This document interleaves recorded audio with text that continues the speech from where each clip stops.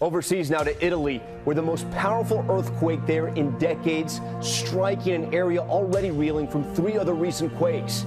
Take a look at this. The earth there falling away sharply, those cars nearly tossed over the cliff.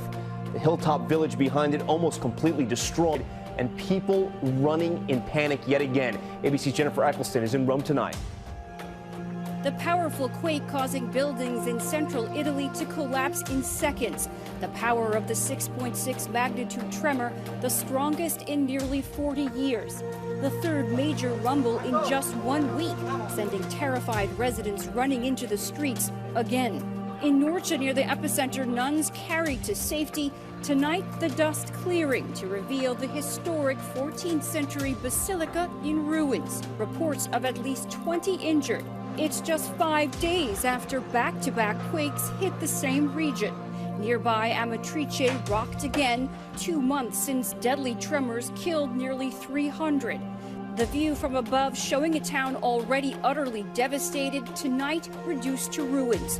The faces ripped off home after home. There's no reason to think it's now suddenly magically going to stop. They're going to be continuing to have aftershocks. Some of them are going to be bigger. Miraculously, no one was killed in this latest quake, but tonight, aftershocks roll through the area, a population on edge and on the move.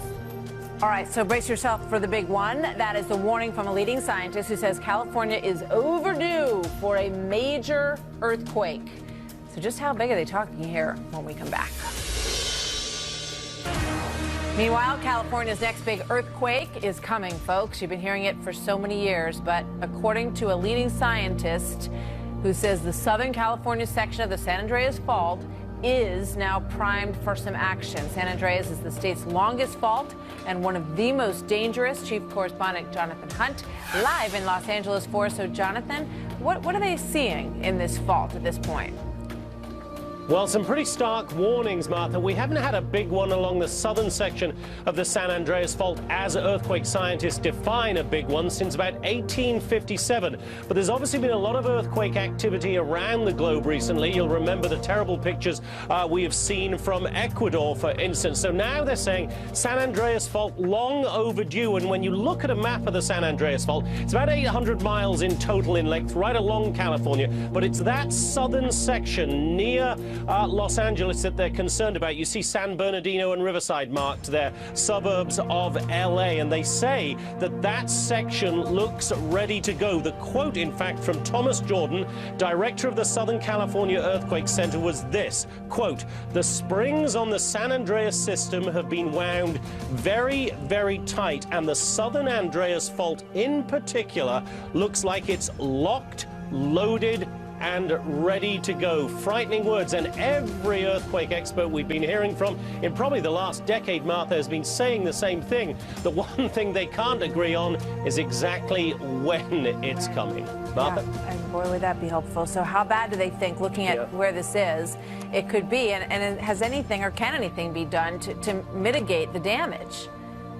Well, first of all, on the preparations, they say that we should be prepared for an 8 magnitude earthquake. Obviously, that is absolutely huge.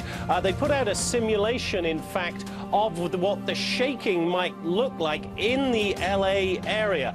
And a 2008 U.S. Geological Survey report said that if we had something like a 7.8 earthquake, for instance, it could cause something like 1,800 deaths, 50,000 injuries, and something like $200 billion in damage to the Southern California area. So this is a major problem. But for a lot... Earthquake, light shaking expected in 59 seconds. You're listening to California's Earthquake Early Warning Notification System. These are going to be for earthquakes of significance that are going to result in enough shaking. California already has some 570 earthquake sensors, but when the Napa quake struck 2 years ago, seismologists were unable to get the warning out to the public. The 2 sensors closest to the epicenter of the earthquake were not fast enough to contribute to the earthquake early warning system. But today, the Office of Emergency Services announced $10 million in new state funding thanks to a bill just signed by Governor Brown. It will nearly double the number of sensors statewide to 1,100, providing fire departments with extra time to react. Well, minutes or even seconds of early notification could help us take some critical immediate actions, like getting the doors to the station open, pulling rigs out.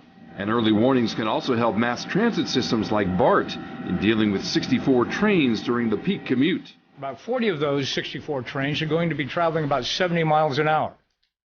If I have 20 seconds of warning, I can reduce that down to 10 miles an hour.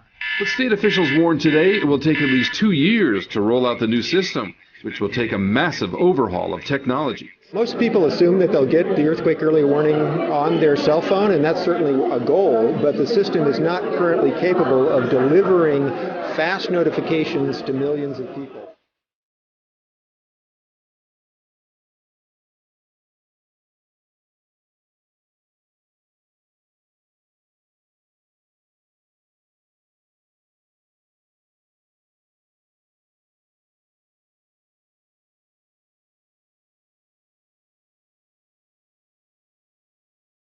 Fires, obviously, in the city of San Francisco. Again, as we take a look at that, that appears to be what would be the Marina District. The entire upper deck of the Cypress structure, that is the section of highway that connects the Bay Bridge to the Nimitz, Highway 880, it just seemed to collapse during the shaker. You could see those ripples in the road. I'm guessing, but what I'm afraid of, and the information we seem to be getting seems to confirm this, that those ripples in small part are caused by vehicles trapped underneath. We have no idea how many vehicles were trapped underneath. If you could see how violent that shaking must have been. Because of our power outages and wire services are not coming in with other reports? Well, we're told that this earthquake today was measured at between 6.5 and 7 on the Richter scale. Power failure, therefore the game will be postponed. We ask that you hold on to... We have been told that there has been some dramatic rescues in the area. This is what you're looking at right now, the Cypress structure. People have risked their lives to crawl up under those two compact pieces of highway to find survivors, and they have brought people out alive. We were told that this person in here now that they're going for, and we don't know... Thanks for watching. Now, we've been looking into the concerns surrounding that large fault or crack that's in the ground that recently opened up near and behind that shopping center. Our Lauren Hanley is at the scene there at the Logan Town Center in Blair County. So, Lauren, what's the latest? Well, Carolyn, if you take a look at the large crack in the ground behind me, you can see that a series of power lines actually runs along the base of the mountain here. So depending on how the ground shifts, we could have an even bigger problem. We spoke with a Logan Township police officer who was keeping an eye on the area early this afternoon. He actually told us to move away from the power lines in case the ground shifts and knocks them down. He told us these power lines have anywhere from 40,000 to 90,000 volts running through them. If they come down, the whole area will be electrified. Now that means all of the stores that sit back along the mountain here will lose power and will be in a charged area. Anyone standing in that area would be in danger. But we're not sure how quickly the ground is moving here. The officer told us he heard the crack grows further apart by 2 inches every day. The surveyor from the EADS group we spoke with says it's moving, but very gradually. He didn't say there was any immediate danger or that part of Brush Mountain would break off and come crashing down. If anything, it would keep slowly sliding apart. Now, we can't seem to get a straight answer on what exactly will happen with this area. We've heard a couple of things. One, they might dig out part of the mountain, but then we've also heard they might try to anchor it, as you've seen in areas along 99. But in the meantime, we'll see what happens with this area, if there are any plans, and we'll bring you the latest. Reporting live in Logan Township, Lauren Hanley, WTAJ News.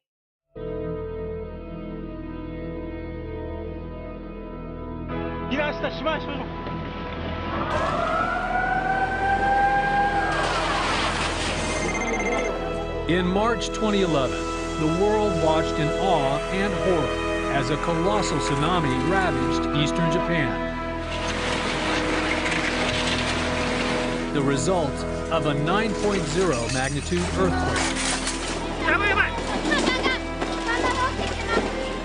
Entire cities were washed away.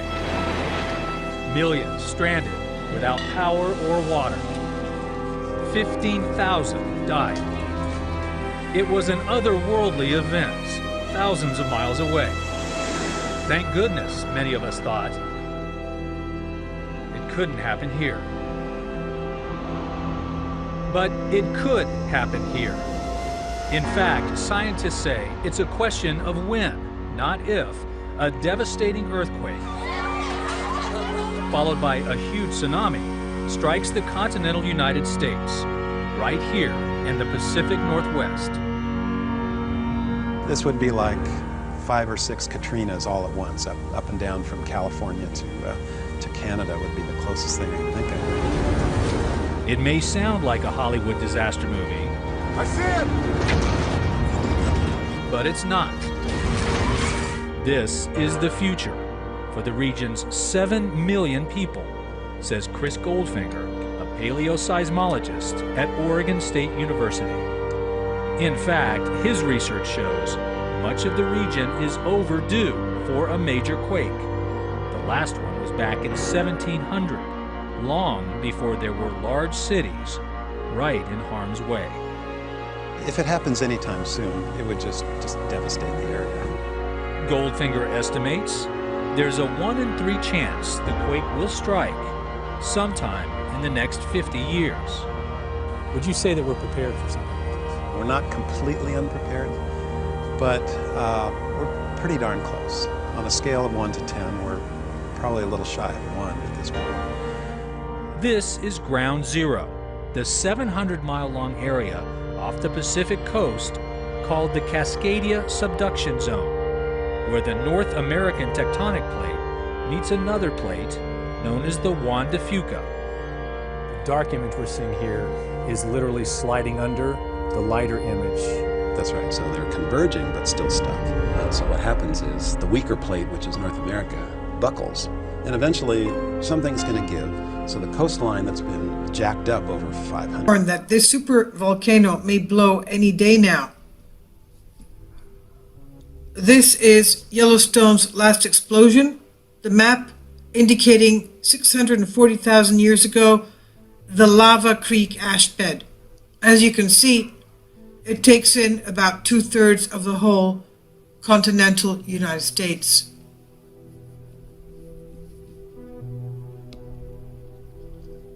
An unusually large number of powerful earthquakes have struck Yellowstone in the last 48 hours, causing scientists to fear that the supervolcano is about to erupt.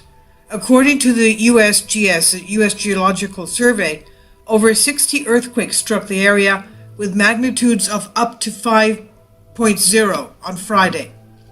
Scientists warn that the supervolcano, which is long overdue for an eruption, may be about to blow, which would wipe out large numbers of human, animal, and plant life across the United States.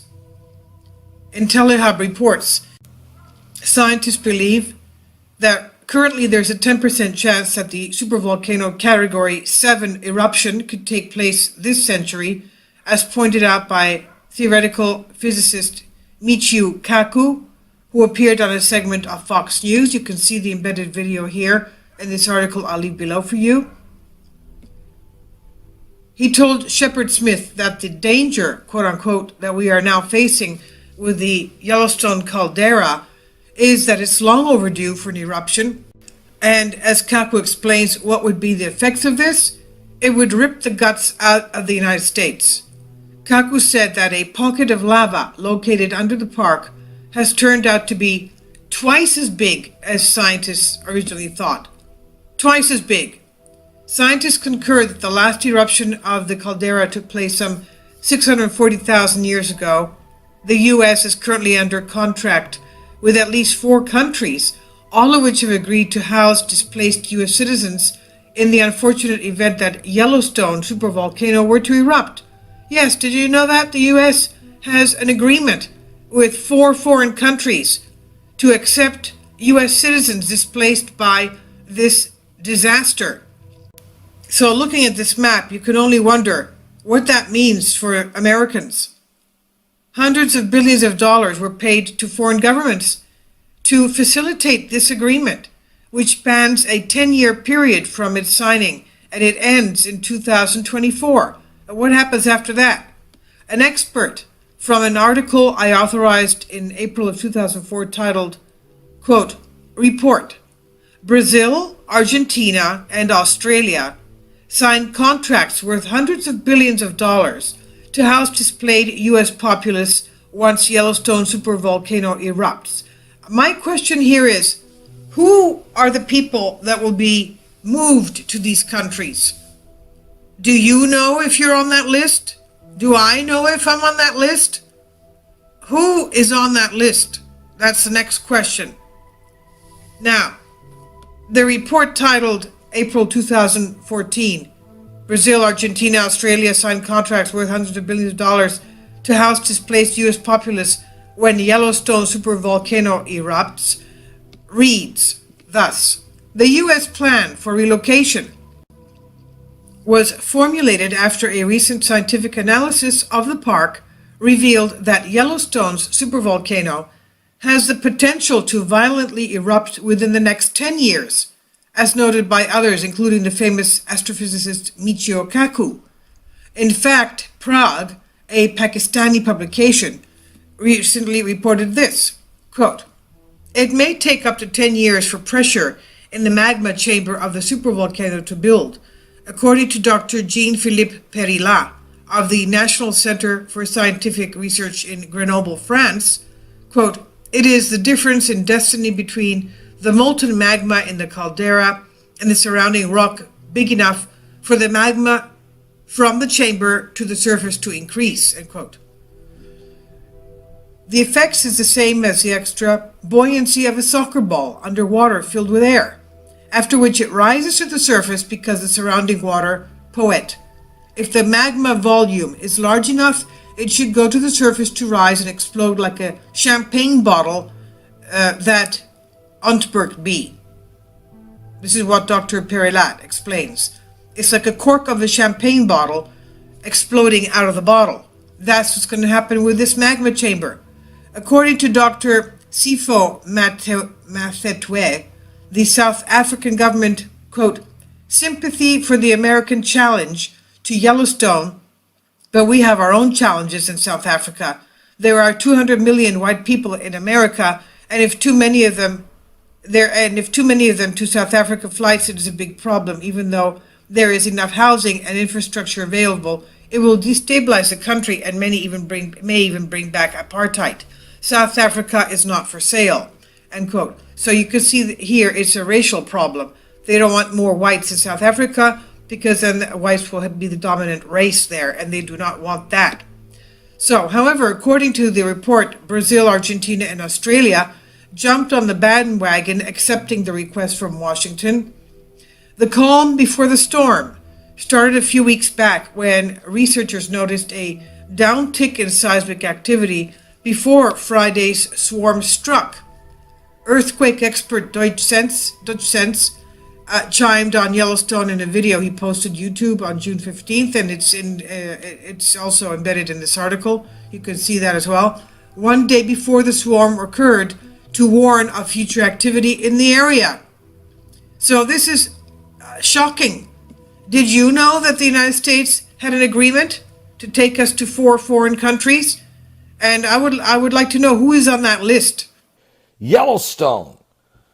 Yes, and Montana. They were hit with a very strong jolt, a powerful 4.5 magnitude earthquake recorded in Yellowstone National Park in the evening last night, but it's been followed by several earthquakes, including a 2.7 all the way to 3.1.